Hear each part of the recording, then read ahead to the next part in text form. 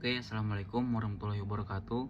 Perkenalkan, nama saya Jafir Afila dengan NPM 201000103. Saya berasal dari kelas G pada mata kuliah Filsafat Hukum. Di sini saya akan menjelaskan secara deskriptif perbedaan pendapat antara dua teoritikus hukum yang cukup berpengaruh dalam ilmu hukum, yaitu H.L.A. Hart yang merupakan salah satu pemikir dari positivisme hukum, dan Lon F. Fuller yang merupakan salah satu tokoh teori hukum alam atau hukum kodrat. Jadi saya mulai saja. Sebenarnya positivisme hukum merupakan sebuah aliran yang bersifat jurisprudensi analitis, yang dimana artinya jenis filsafat ini mencoba memaknai arti penting dari apa itu hukum. Meskipun banyak pemikir yang beranggapan jurisprudensi analitis ini semakin kabur pemaknaannya, namun belum ada pemikir yang mampu menjelaskan sejauh mana filsafat ini kabur dari tujuan asalnya. Filsafat jenis ini dikembangkan oleh pemikir hukum pada abad ke-18 dan ke-19, yaitu seperti Jeremy Bentham dan juga John Austin. Sedangkan hukum alam sendiri adalah jenis filsafat yang menitik beratkan pada hak kodrat manusia.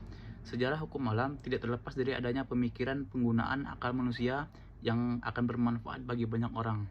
Lalu, dalam keterkaitannya dengan hukum adalah hukum merupakan produk akal manusia, yang dimana harus bisa dimanfaatkan oleh manusia dan berguna bagi manusia untuk mencapai hak kodrat manusia itu sendiri. Lalu untuk moralitas sendiri, itu adalah salah satu kodrat yang diberikan oleh Allah kepada manusia, dan itu telah dijelaskan di banyak kitab-kitab suci seperti Perjanjian Lama dan Perjanjian Baru, serta sebelumnya pada kitab-kitab Yunani kuno. Pemikiran ini sebenarnya didasarkan pada adanya penentangan terhadap gereja dan agama Kristen yang digunakan sebagai alat kekuasaan dan penindasan atas nama agama. Jadi penentangan tersebut didasari adanya perlakuan amoral dari pemimpin kerajaan dan Kristen dalam menguasai sumber daya alam dan sumber daya manusia, termasuklah kehidupan sosial, pajak, dan penembusan dosa yang tidak beraturan dan bertentangan dengan ajaran yang ada. Jadi, jatuhnya Kristen itu menjadi sebuah ide yang salah. Gereja menjadi institusi yang jahat, dan kerajaan adalah penguasa bagi Kristen, dan gereja yang berujung pada kehidupan sosial yang tidak berjalan baik pada masa itu. Jadi, dasar pemikiran dan konteks awal lahirnya perdebatan antara H.L.A. Hart dan Lon Fuller adalah mengenai penerapan hukum di masa Perang Dunia Kedua. Jadi pada masa itu Nazi Jerman memiliki sistem hukum yang tersendiri dan dianggap penerapannya sangat keji dan tidak manusiawi di kalangan negara-negara lain. Nazi menerapkan sistem dengan dasar fasisme dan nasionalisme, di mana hukum didasarkan pada semangat kebangsaan Arya dan nasionalisme fasis ala Nazi. Semua hukum dilaksanakan dan dijalankan untuk kepentingan nasional Nazi, meskipun dalam hukum tersebut banyak terdapat hukuman yang menghiraukan dan bahkan mengesampingkan kemanusiaan, misalnya seperti pembunuhan, kerja paksa, menawan tawanan perang, penyiksaan, pembakaran, hingga pemusnahan etnis atau orang yang dianggap berkhianat dan bukan bagian dari bangsa Arya Nazi, serta orang yang tidak mau tunduk dan patuh terhadap kepentingan nasional Nazi. Lalu di sini saya akan menjelaskan dari pendapat Hart. Menurut H.L.A. Hart berpendapat bahwa tindakan-tindakan Nazi tersebut meskipun dianggap tidak manusiawi, tetapi sah menurut hukum. Penjelasan ini menurut Hart karena otoritas hukum haruslah dibuat oleh otoritas tertinggi di suatu wilayah, di mana kemurnian hukum juga akan muncul di otoritas tersebut, tidak tercampur dengan otoritas-otoritas lainnya, baik yang tampak jelas maupun secara abstrak, dan hidup pada dunia kolektivitas masyarakatnya. Jadi menurut Hart, hukum itu memiliki kedaulatan hukum negara atau wilayah, di mana sebuah sistem berlaku pada wilayah dan sistem hukum negara tersebut. Karena pada dasarnya, hukum adalah ketetapan yang ketika seseorang telah berada pada zona hukum suatu negara, berarti telah berkomitmen pada sistem dan hukum yang berlaku di wilayah tersebut. Hal ini menjadi salah satu cara negara bisa menerapkan hukum dan kedaulatannya tanpa harus menerima pandangan dan intervensi negara dari hukum asing dari luar wilayah negara tersebut. Tanpa menyampaikan aspek-aspek lain, salah satunya cara agar pelaku atau pelanggar hukum bisa ditindak secara hukum adalah melalui undang-undang yang ada. Jadi, undang-undang merupakan produk yang telah lahir dengan kesepakatan yang sama dan kesamaan posisi bagi semua masyarakat. Tidak ada satu unsur pun yang boleh merubah hukum demi terlaksananya hukum murni di suatu wilayah. Kemurnian hukum adalah kemurnian hukum adalah ketika pelaksanaannya tidak tergantung pada situasi dan keadaan yang mampu mengintervensi kekuatan dan wibawa hukum itu sendiri. Jadi menurut Hart, hukum itu sesuai dengan apa yang seharusnya menjadi masalah hukum itu sendiri. Mempertahankan aspek lain selain hukum tidak hanya mendapatkan masalah buruk secara intelektual, tetapi juga dapat mendorong individu atau masyarakat untuk mempertanyakan atau bahkan menolak untuk mematuhi sebuah hukum. Jadi menurut Hart, pada hakikatnya hukum itu tidak bermoral dan tidak ada moralitas dalam hukum. Hukum yang didekatkan dengan moral akan cenderung membawa hukum pada tujuan yang buruk. Keberadaan hukum yang dalam penegakannya selalu tertahan dengan moralitas bisa meningkatkan semangat individu atau masyarakat untuk mematuhi secara membabi buta atau hanya dipakai untuk tujuan-tujuan yang tidak bermoral. Keberadaan moral bisa menjadi alat penguasa atau sekelompok orang untuk bisa lepas dari hukum. Hukum harus dipisahkan dari segala bentuk aspek-aspek di luar hukum, termasuk moral. Melihat teori hukum ini, Hart melihat bahwasanya moralitas yang dianggap sebagai hukum akan memiliki nilai yang berbeda di antara pemimpin pemerintah yang satu dengan yang lainnya, khususnya dalam penegakan hukum. Akan terjadi kerusakan hukum yang besar, di mana validasi hukum akan kalah dengan perspektif pemimpin yang akan menegakkan hukum.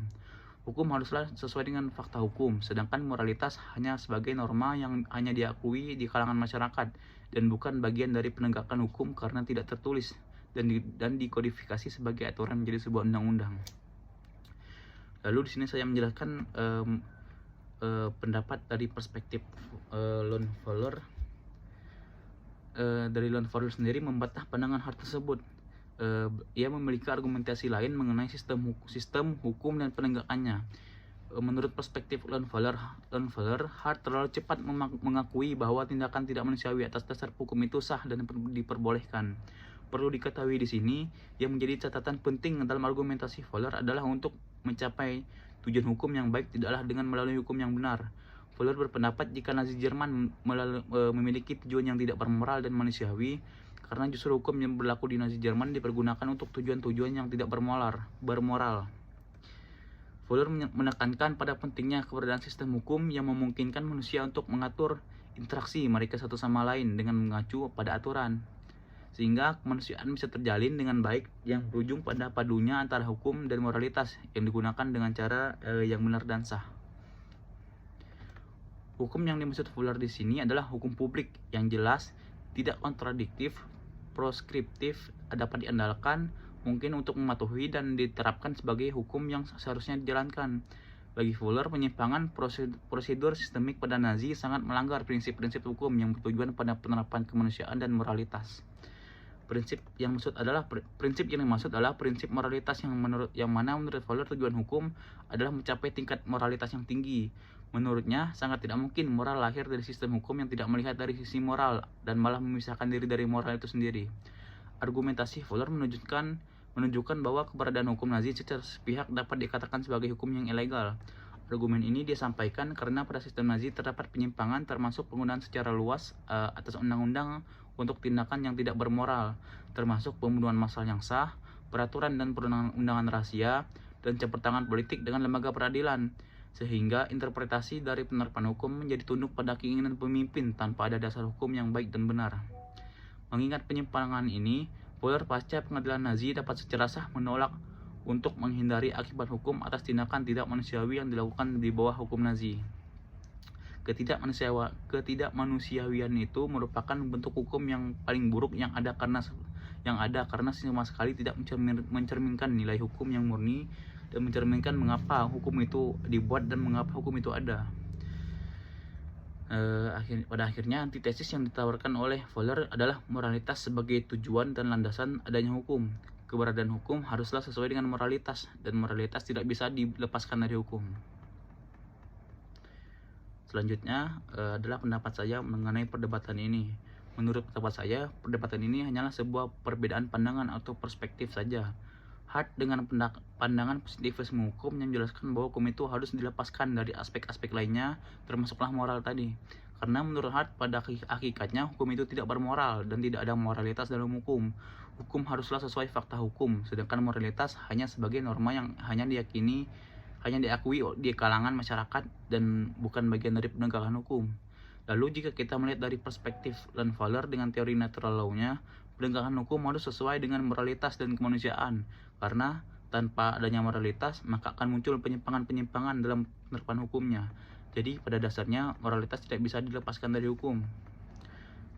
Lalu selanjutnya akan menjelaskan pendapat saya mengenai hukum dan moralitas itu sendiri. Menurut saya, hukum dan moralitas merupakan satu kesatuan yang tak dapat dipisahkan, karena jika hukum tanpa adanya moralitas, maka akan menimbulkan penyimpangan-penyimpangan yang bahkan berseberangan dengan nilai kemanusiaan. Lalu, jika hanya ada moralitas saja tanpa adanya hukum, maka akan muncul suatu keadaan yang tidak beraturan karena tidak adanya hukum yang mengatur, sehingga menyebabkan kekacauan yang akan mengikis moralitas itu sendiri. Mungkin sekian dari saya, lebih dan kurangnya mohon dimaafkan. Saya akhiri, wabillahi taufiq wal hidayah. Wassalamualaikum warahmatullahi wabarakatuh. Terima kasih.